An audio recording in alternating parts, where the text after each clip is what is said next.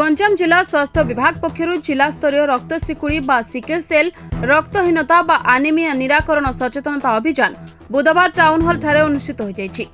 जून 19 तारिख को विश्व रक्त सिकुड़ी दिवस भाव पालन कर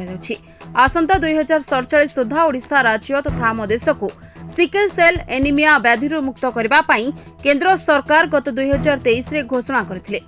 जिला स्वास्थ्य विभाग पक्षर दीर्घ 15 दिन तथा जुलाई 3 तारिख जाए यह सचेतनता कार्यक्रम चलिबो बोली जिला शिक्षा अधिकारी डाक्टर उमाशंकर मिश्र सूचना दैछन्ति। एही कार्यक्रम में ब्रह्मपुर मेयर संघमित्रा दलाई मुख्य अतिथि भाव जोग दैथिबा बेले जिला मुख्य चिकित्सा और जनस्वास्थ्य अधिकारी डाक्टर उमाशंकर मिश्र, जिला मंगल अधिकारी ब्रह्मपुर सांसद प्रतिनिधि डाक्टर सुभाष चंद्र, विधायक प्रतिनिधि विक्रम केशरी पंडा, अतिरिक्त जिला जनस्वास्थ्य अधिकारी डाक्टर संतोष पाढ़ी, अतिरिक्त जिला जनस्वास्थ्य अधिकारी डाक्टर अनिल रथ, जिला मेडिकल अधिकारी डाक्टर विश्वम्बर बेहरा, डीएमआरसीएच शक्ति कुमार प्रमुख अतिथि भाव मंचासीन थिले। वर्तमान सुधा गंजाम जिले में 23 शिविर आयोजन कर 3000 जन को जांच कर सारी। रक्त सिकुड़ी एक वंशगत रोग एने सचेतनता सृष्टि सह प्रभावित अंचल में 0 ରୁ 40 वर्ष बयसर लोकों जांच करने को लक्ष्य रखा जायछि। एही रोग रे गंजाम जिलू 935 जन रोगी चिन्हट होई सरकार द्वारा समस्त प्रकार योजना रहिथिबा बेले 257 जन थालासेमिया और हिमोफिलिया रे 60 जन रोगी थिबा जणा पड़छि। सेपरि बुधवार टाउन हॉल ठारे 0 ରୁ 25 वर्ष बयसर 183 जनक शुष्क रक्त कणिका पद्धति रे जांच करा जायथिबा जिला स्वास्थ्य विभाग पक्षर सूचना दी जायछि। कार्यक्रम में जिला स्तरीय परामर्शदाता एएनएम आशाकर्मी, नर्सिंग अधिकारी, नर्सिंग कॉलेज और एएनएमटीसी प्रशिक्षिका उपस्थित थे। आज वर्ल्ड सिकल सेल डे आम जमी प्रोग्राम लॉन्चिंग कर जिला जिले में 22टा ब्लॉक प्रति ब्लॉक लेवल प्रोग्राम लॉन्चिंग आम सब ऑनरेबल पीआर मेंबर इनवॉल्व कर आमर प्रिंसिपल है 0 ରୁ 25 पर्यंत समस्त आम इनभेरिएबली ट्राइबल हो, नॉन ट्राइबल हो, रेसिडेंशियल हो, समस्त नॉन रेसिडेंशियल समस्त आम स्क्रीनिंग करवा आम जाना सिकल सेल अच्छी ना ना ट्रेट अच्छी कि डिजीज अच्छी तो डिजीज अच्छी आम डिजिटालाइज करूँ डिजिटाल एंट्री करूँ पोर्टाल सिकल सेल कार्ड गोटे देवु प्लस जीवन सारा लाइफ लंग फॉलोअप करूँ ऑब्जर्वेशन रखू यदि ट्रेड अच्छी आम कंसल्टेशन देवु prenatal pre marriage consultation देवु जमीन न बढ़।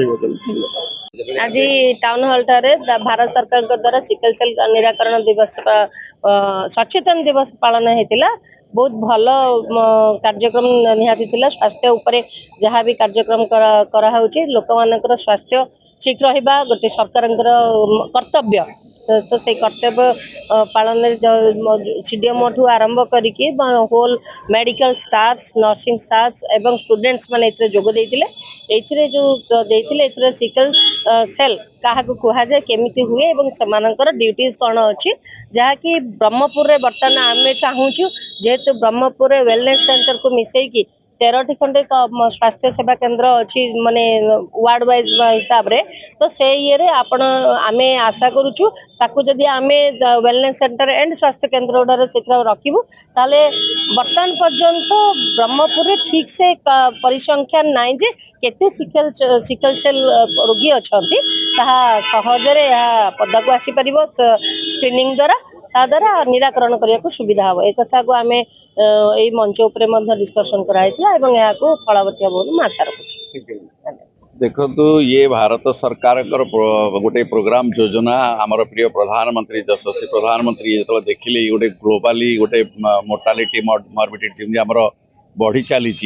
ये अकामिया हो जाती जंत्रणा भोगुंट माने ट्रीटमेंट करने पड़ुची जो थी कि आमर भारतर बहुत गुड़े पैसा व्यय होची सेतले आमर प्रिय प्रधानमंत्री चिंता कले सब ये कौटी होची बेसी ट्राइबल एरिया रे ये ट्राइबल एरिया रे जदि 1 in 1600 होची ताहाले सेठी आमे ये जो